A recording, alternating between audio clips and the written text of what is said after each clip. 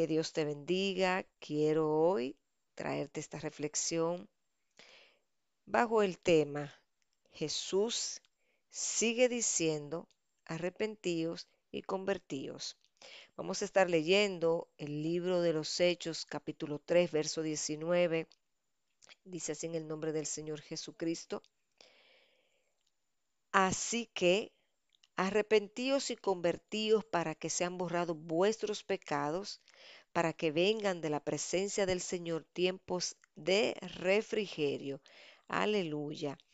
Y reflexionando acerca de cómo nos preocupamos por preparar, elaborar un mensaje que sea muy elocuente, para hablarle a alguien de Jesús, para decirle a las personas que deben cambiar su vida pecaminosa, que necesitan a Dios para ser transformado, que Dios puede darle una nueva vida en Jesús. Todos esos mensajes que nosotros elaboramos para hablar, aleluya, a las personas acerca de la Biblia, eh, realmente giran alrededor de un mensaje central que Jesús trajo cuando inició su ministerio. Gloria a Dios.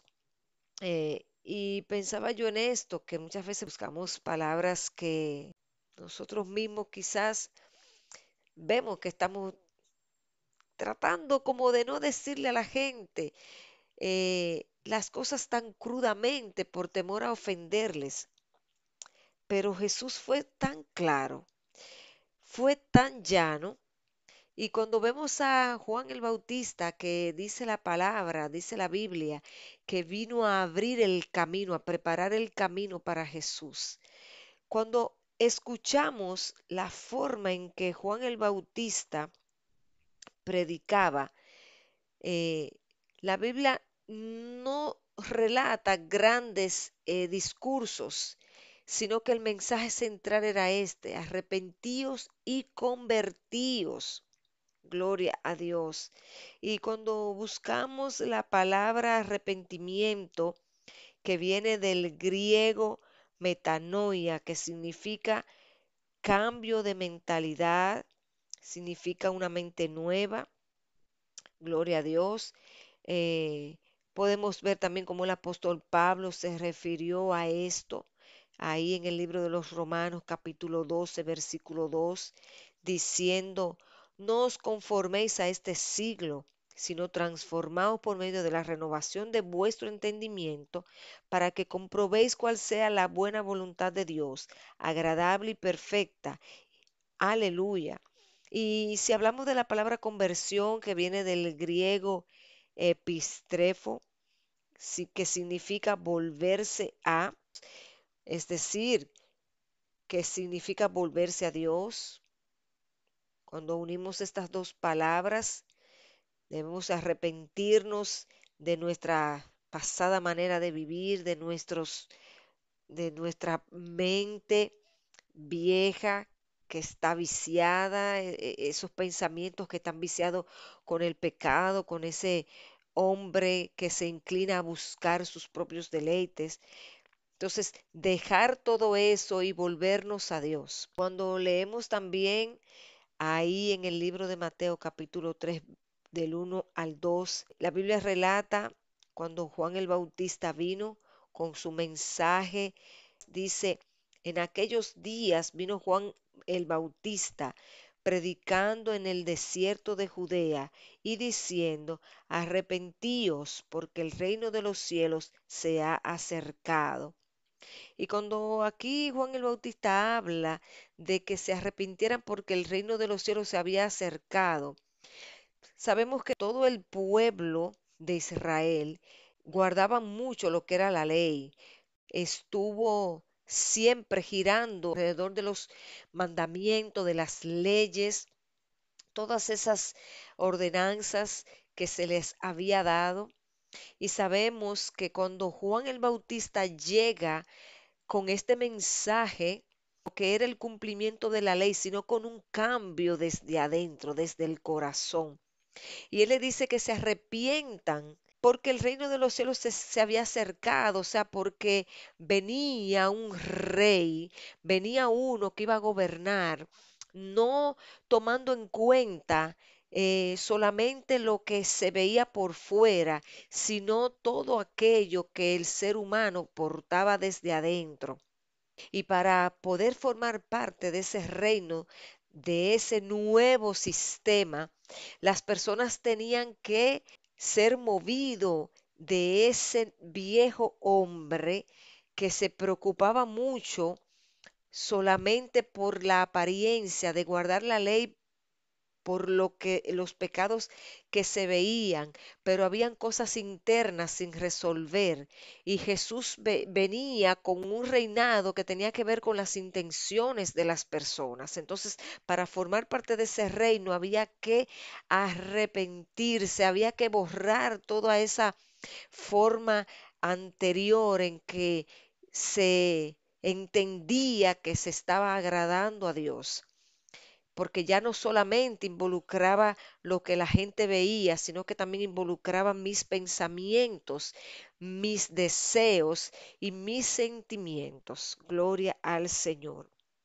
Así es que tanto Jesús como el Juan el Bautista lo que quisieron decir fue esto, que cambiara esos hábitos, que cambiara esos pensamientos, aleluya, y que me volviera a Dios, para que sean borrados mis pecados, para que venga de la presencia de Dios ese tiempo de refrigerio, o sea, esa paz que la daba, ese estar bien, aleluya, con mi conciencia.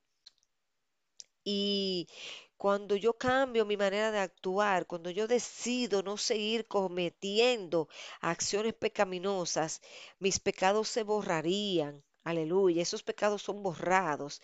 Es como cuando yo dejo de andar por un camino, mis huellas ya no estarán ahí porque yo no estoy frecuentando ese lugar.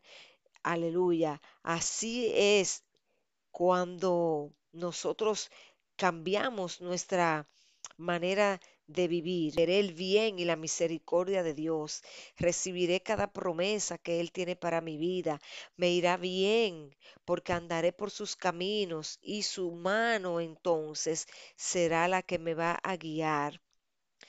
Eh, el arrepentimiento y la conversión implican también que haya ese nuevo nacimiento que podemos leer ahí en el libro de Juan, capítulo 3, verso del 1 al 6, cuando Jesús se encuentra con un hombre llamado Nicodemo. Dice la Biblia que había un hombre de los fariseos que se llamaba Nicodemo, un principal entre los judíos, el cual vino a Jesús de noche y dijo, Rabí, sabemos que has venido de Dios como maestro, porque nadie puede hacer estas señales que tú haces si no está Dios con él. Y Jesús le responde, de cierto te digo, que el que no naciere de nuevo no puede ver el reino de Dios. Nicodemo le dijo, ¿cómo puede un hombre nacer siendo viejo? ¿Puede acaso entrar por segunda vez en el vientre de su madre y nacer?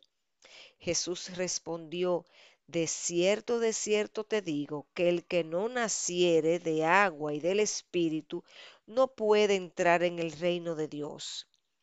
Lo que es nacido de la carne, carne es, y lo que es nacido del Espíritu, Espíritu es. Aleluya. Nicodemo era fariseo, una persona que tenía un gran conocimiento de la ley. Los fariseos eran las personas que interpretaban las leyes, las escrituras. Y este hombre tenía una mentalidad en la que tenía la práctica de la palabra, la práctica de las profecías, quizás las prácticas de descifrar, porque había estudiado personas perfectamente preparadas en lo que era el manejo de las escrituras, pero en su corazón él no podía entender cómo era que tenía que arrepentirse para entrar a ese reino de los cielos. Estaba acostumbrado a una vida, eh, quizás vamos a decir, de cumplimiento, conforme a lo que él había aprendido desde niño, todos esos mandamientos, todas esas leyes, pero no de vivir. Cuando Jesús viene, trae un sistema donde yo